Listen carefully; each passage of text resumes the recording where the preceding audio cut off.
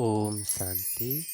आज 28 अगस्त 2024 के ईश्वरीय साकार महावाक्य बाबा कहते हैं, मीठे बच्चे, तुम जितना बाप को याद करेंगे उतना आत्मा में लाइट आएगी।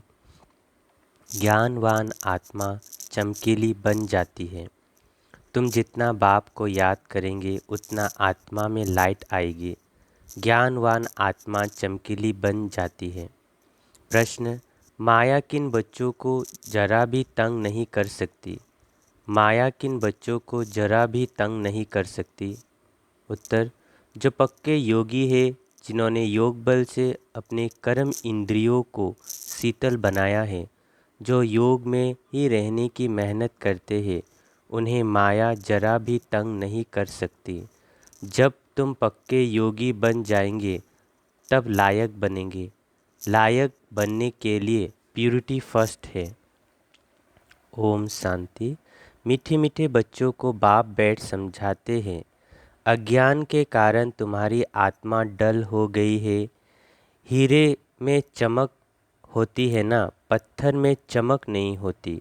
इसलिए कहा जाता है पत्थर मिसाल डल हो गई है। फिर जागती है तो कहा जाता है यह जैसे पारस मणि है। अब अज्ञान के कारण आत्मा की ज्योति डिम हो गई है, काली नहीं होती है। नाम यह रखा हुआ है, आत्मा सबकी एक जैसी होती है। शरीरों की बनावट अनेक प्रकार की होती है, आत्मा तो एक ही है। अब तुम समझते हो हम आत्मा हैं, बाप के बच्चे हैं। यह सारा ज्ञान था, वो फिर धीरे धीरे निकल गया है। निकलता निकलता आखिर कुछ नहीं रहा तो कहेंगे अज्ञान। तुम भी अज्ञानी थे, अब ज्ञान के सागर से ज्ञानी बनते जाते हो। आत्मा तो बहुत सूक्ष्म है, इन आँखों से देखने में नहीं आती। बाप आकर समझाते हैं, बच्चों को नॉलेजफुल बनाते हैं। तुम सुजाग होते हो, घर घर में सोजरा हो जाता है। अभी घर घर में अंधियारा है, अर्थात आत्मा डीम हो गई है। अब बाप कहते हैं मुझे याद करो तो लाइट आ जाएगी, फिर तुम ज्ञानवान बन जाएंगे। बाप किसी की ग्लानि नहीं करते हैं, वो तो ड्रामा का राज समझाते हैं। बच्चों को कहा है ना, यह तो सब मूढ़मती हो गए हैं। कौन आते हैं, कौन कहते हैं बाप?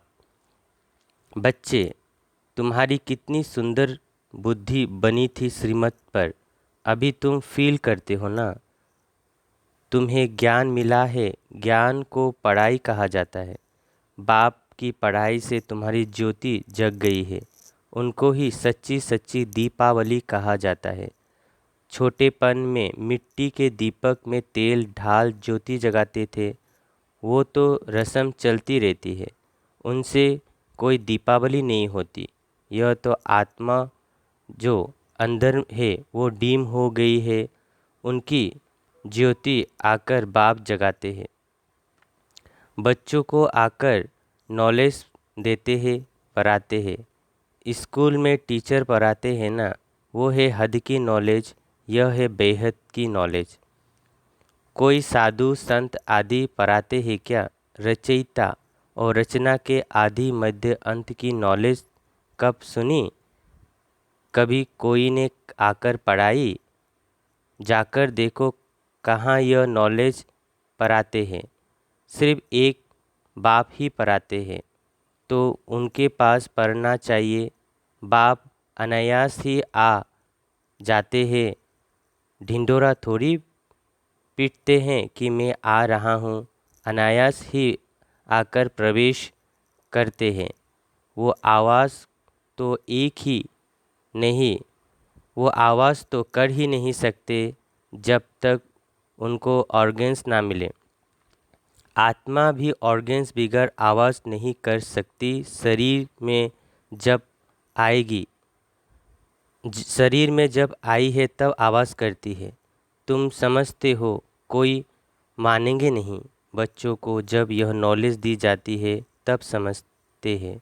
यह नॉलेज एक बाप के सिवाय कोई दे ना सके। विनाश का साक्षात्कार भी कोई चाहते थोड़ी है, यह बाप ही आकर कराते हैं। ड्रामा अनुसार पुरानी दुनिया अब ख़त्म होनी है, नई दुनिया स्थापन हो रही है। जिनको बाप से नॉलेज लेनी है वो आते रहते हैं। कितनों को ज्ञान दिया होगा, अनगिनत गांव-गांव से कितने ढेर आते हैं। यह आत्माओं और परमात्मा का मेला एक ही बार लगता है। संगम युग पर ही आते हैं। बाप आकर नई दुनिया स्थापन करते हैं। जिनकी ज्योति जगते हैं वो फिर जाकर औरों की ज्योति जगाते हैं। अभी तुम सबको वापस जाना है। इसमें बुद्धि से काम लेना होता है। भक्ति मार्ग में तो है अंधियारा।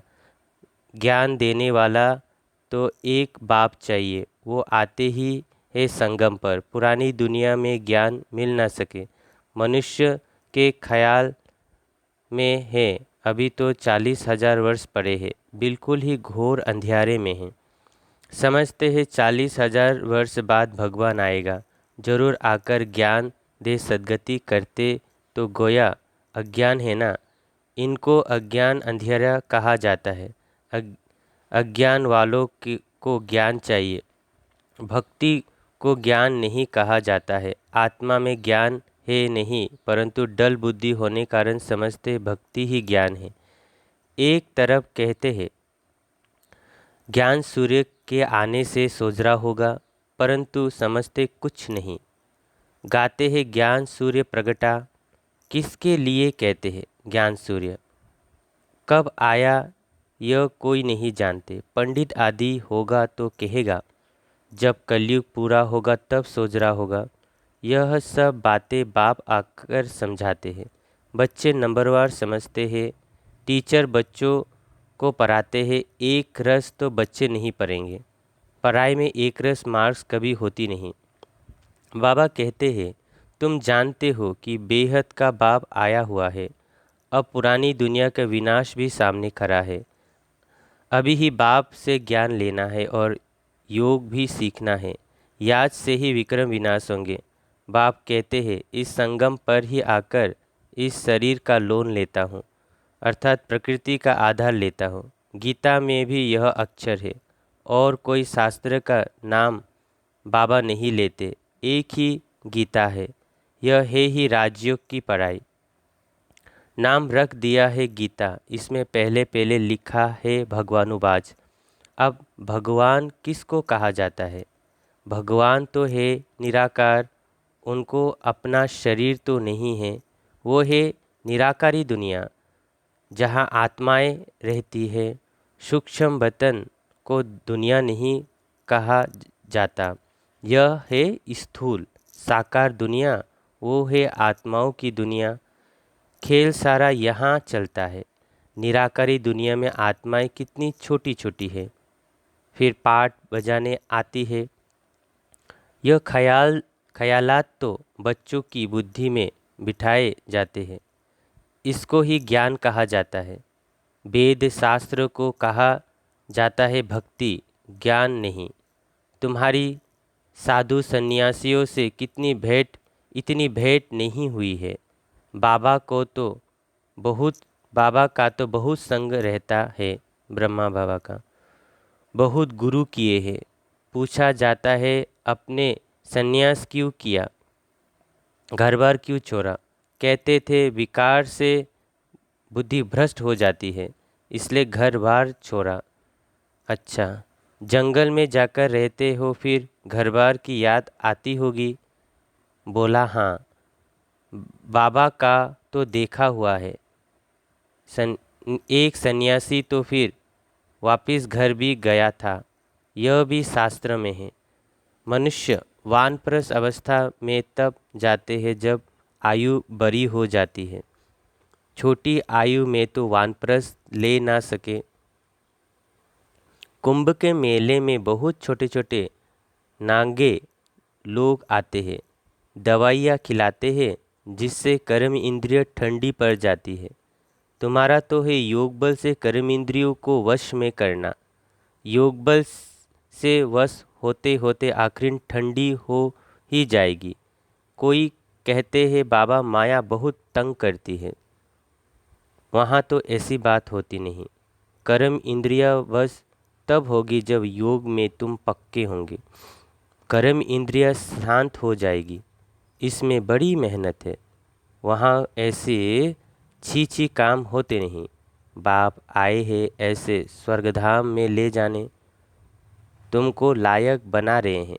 माया तुमको ना लायक बनाती है, अर्थात स्वर्ग व जीवन मुक्ति धाम में चलने लायक नहीं। माया तुमको नालायक बनाती है, अर्थात स्वर्ग व जीवन मुक्ति धाम में चलने लायक नहीं। तो बाप बेट लायक बनाते हैं, उसके लिए प्यूरिटी है फर्स्ट। गाते भी है बाबा हम पतित बन पड़े हैं, हमको आकर पावन बनाओ। पावन माना पवित्र। गायन भी है अमृत छोर विष काहे को खाए। उनका नाम विष भी है जो आदि मध्य अंत दुख देता है। यह भी ड्रामा में नोंद है। बाप कितना बार आए हैं, तुम बच्चों से आकर मिले हैं। तुम्हें कनिष्ठ से उत्तम पुरुष बनाया जाता है। आत्मा पवित्र होती है तो आयु भी बड़ी हो जाती है।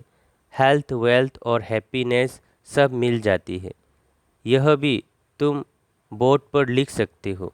Health wealth happiness for 21 generation 1 second.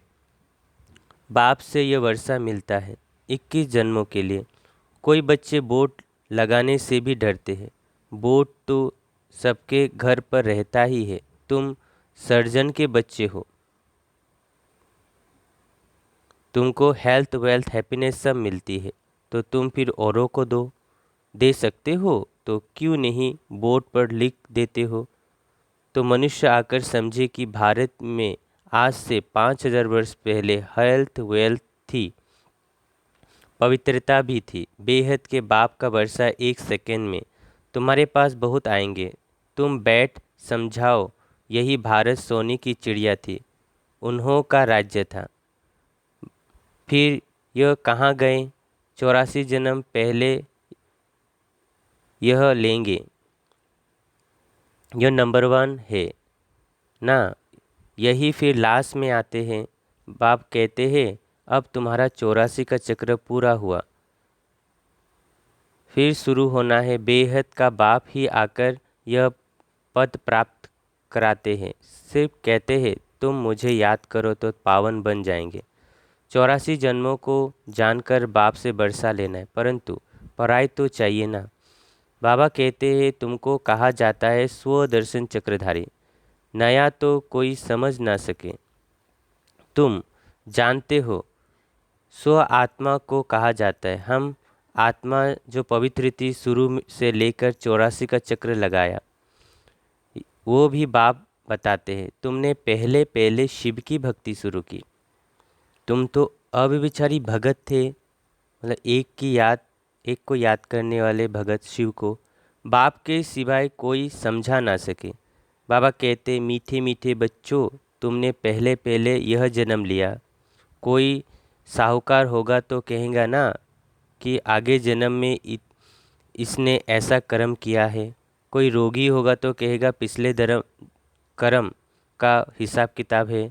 अच्छा, इन लक्ष्मी नारायण ने कौन सा कर्म किए, यह बाप बैठ समझाते। इतने 84 जन्म, इनके 84 जन्म पूरे हुए, फिर फर्स्ट नंबर में आना है। भगवान संगम युग पर ही आकर राजयोग सिखलाते। अभी तुम समझ रहे हो कि बाबा हमें राजयोग सिखला रहे हैं, फिर भी तुम भूल गए। कर्म अकर्म विक्रम की गुह्य गति भी बाप ने समझाई है। रावण राज्य में तुम्हारे कर्म विक्रम हो जाते, वहाँ कर्म अकर्म होते हैं। वहाँ रावण राज्य ही नहीं, विकार होता नहीं, वहाँ है ही योग बल। जबकि योग बल से हम विश्व के मालिक बनते हैं। तो जरूर पवित्र दुनिया भी चाहिए। पुरानी दुनिया को अपवित्र नई दुनिया को पवित्र दुनिया कहा जाता है।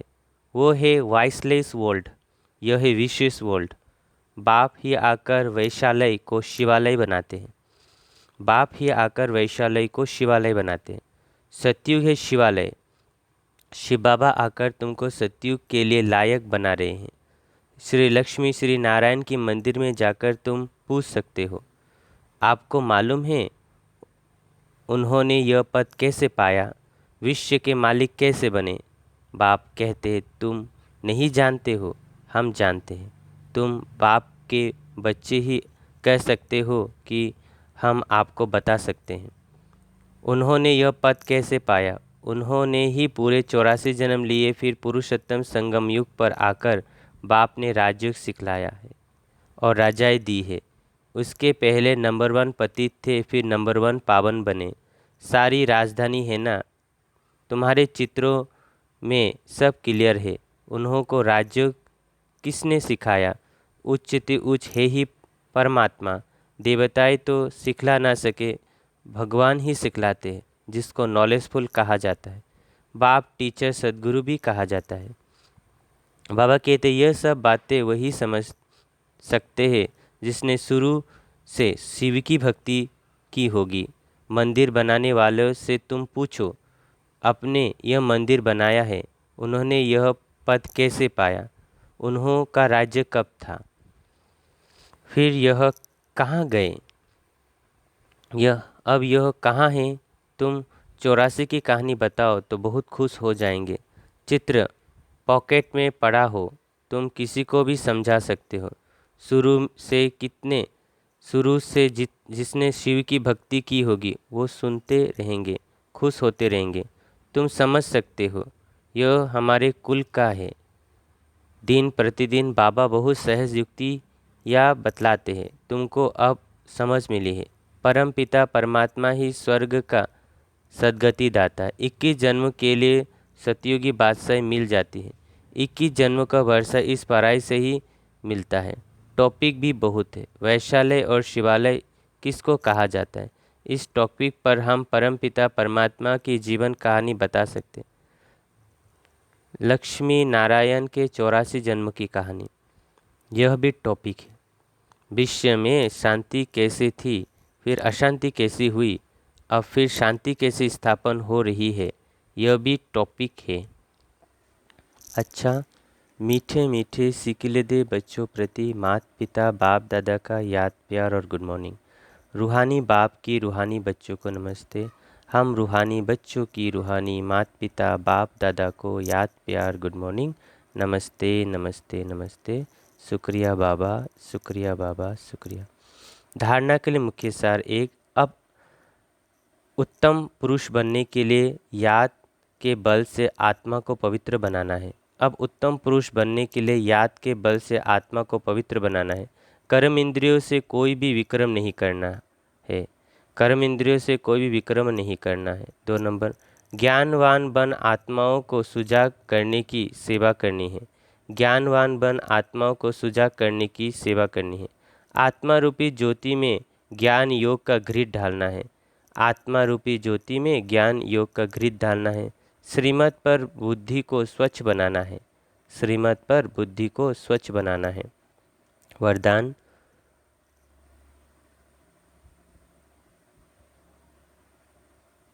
पॉइंट स्वरूप में स्थित हो, मन बुद्धि को नेगेटिव के प्रभाव से सेफ रखने वाले विशेष आत्मा भव।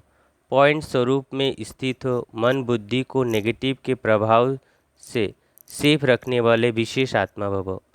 विश्लेषण, जैसे कोई सीजन होती है तो सीजन से बचने के लिए उसी प्रमाण अटेंशन रखा जाता है। बारिश आएगी तो छाते, रेनकोट आदि का अटेंशन रहेंगे। सर्दी आएगी तो गर्म कपड़े रखेंगे। ऐसे वर्तमान समय मन बुद्धि में नेगेटिव भाव और भावना पैदा करने का विशेष कार्य माया कर रही है। इसीलिए विशेष सेफ्टी के साधन अपनाओ। इसका सहज साधन है एक पॉइंट स्वरूप में स्थित होना। आश्चर्य और क्वेश्चन मार्ग के बजाय बिंदी लगाना अर्थात विशेष आत्मा बनना। स्लोगन। आज्ञाकारी वो है जो हर संकल्प, बोल और कर्म में जी हजूर करता है। आज्ञाकारी वो है जो हर संकल्प, बोल और कर्म में जी हजूर करता है। ओम शांति। अव्यक्त इशारे। विजय रत्न बनना है तो प्रीत बुद्धि बनो। 28। अभी माया में कोई दम नहीं है, माया मरी पड़ी है, सिर्फ थोड़ा सा रहा हुआ है, श्वास चल रहा है। अब अंतिम श्वास पर सिर्फ निमित्त मात्र विजय बनना है। किसी भी परिस्थिति में रहते हुए वायुमंडल वाइब्रेशन की हलचल में संतुष्ट रहो तो संतुष्ट स्वरूप श्रेष्ठ आत्मा विजय रत्न के सर्टिफिकेट के अधिकारी बनती है। संतुष्टता का गुण निरसंकल्प निर्विकल्प एक रस के विजय आसन का अधिकारी बना देता है।